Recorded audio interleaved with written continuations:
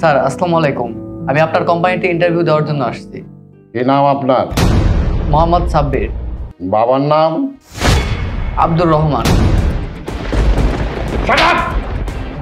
বাবা তুমি? ওই মুখে বাবার নাম উচ্চারণ করবি না। আব্দুর রহমান তোর বাবা না, ওর মতন একটা কুলাঙ্গার সন্তান আব্দুর রহমানের সন্তান হইতে পারে না। তুই আমাকে আর বাবা বলে ডাকবি না। আমার সন্তান একজনই, যার অভিশাপী বসে আছে, সে হলো মুরাদ। সে হলো আমার একমাত্র সন্তান। তোর মতো কুলাঙ্গার আমার সন্তান হতে পারে না।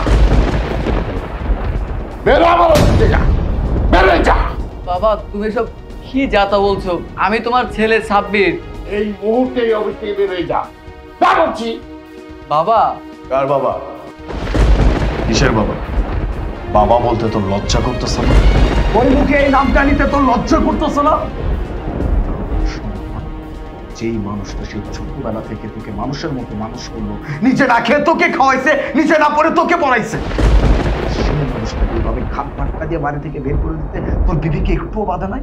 এই কলিজা একবারও কেঁপে ওঠে নাই তোর? মানুষটাকে সেই ছোটবেলা থেকে দেখে আসতে কত কষ্ট করছে, শিক্ষকতা জীবন পার করছে, এতটুকু ইনকাম করতো, এতটুকু, সেই এতটুকু ইনকাম দিয়ে তোদের সকল আবদার পূরণ করছে। এই যে আমি মানুষটাকে, এই মানুষটা মানুষ করছে, তোদের বাড়িতে রাখছে, আমার সাথেও কম করিস। আমি যদি পড়তে নিছি আমার হাত থেকে বই কেড়ে নিছিস, আমাকে খেতে দিছে থালা ফেলে দিছিস। শুধুমাত্র এই মানুষটার সম্মানের দিকে থাক, নয়তো এই যে আমিও পারতাম আমার সাথে যা করছি সবকিছু জবাব দিতে। দিন শেষে কি করলি? যেই মানুষটা তোর জন্য জীবনের এত ত্যাগ স্বীকার করলো, এত কিছু করলো তোকে মানুষ করার জন্য, সেই মানুষটাকে কিনা নিজের বইয়ের কথায় বের করে দিলি। তার বাড়ি ঘর সয় সম্পত্তি সবকিছু লিখে নিয়ে তাকে রাস্তায় ফেলে দিলে। তারপরে মানুষটা কি করবে একটাবারও ভেবে দেখছিলি? মানুষটা যাবে কোথায়, মানুষটা খাবে কি? কিচ্ছু ভাবিসনি। এখন এখানে কেন আসছিস? ও ইন্টারভিউ, জব লাগবে তাই না? শুধুমাত্র আমার অফিসে কেন, তোর নামে আমি এমন ক্লেম তৈরি করব, এই বাংলাদেশের যে কোনো কোম্পানিতে তুই যাবি, তোর কোনো জব হবে না। রাস্তায় পুচে পুচে মরতে হবে তোর বউকে নিয়ে। তারপরে দেখবি একটা মানুষ যখন রাস্তায় লাফি উষ্টা খেয়ে বেড়ায়, সেই মানুষটার কতটা কষ্ট হবে। অনেক খারাপ করছিস, আমার সাথে যা করার করছিস আমি তোকে কিচ্ছু বলিনি। শেষমেশ নিজের বাবার সাথে এরকম একটা কাজ করতে পারলি? এই কিন্তু সন্তান নামের কলঙ্ক। আমি বলছি না এই কোম্পানিতে তোর কোনো জব হবে না?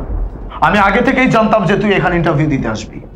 আমি কাউকে কিচ্ছু বলিনি, আমি তোকেও এখানে ডাকছি। কেন জানিস? তোর এই চোখের সামনে তোর বাবার অবস্থানটা দেখানোর জন্য। চিন্তা করিস না, আমার বাবার আর কোনো আফসোস নাই। তোর মতো একটা কুলাঙ্গার সন্তান থাকার থেকে না থাকা অনেক ভালো। আমার বাবার জন্য আমি একাই যথেষ্ট। আমি যতদিন পর্যন্ত বেঁচে আছি ততদিন পর্যন্ত আমার বাবার এক বিন্দু পরিমাণ চলে যাবি। Get out! Get out from here!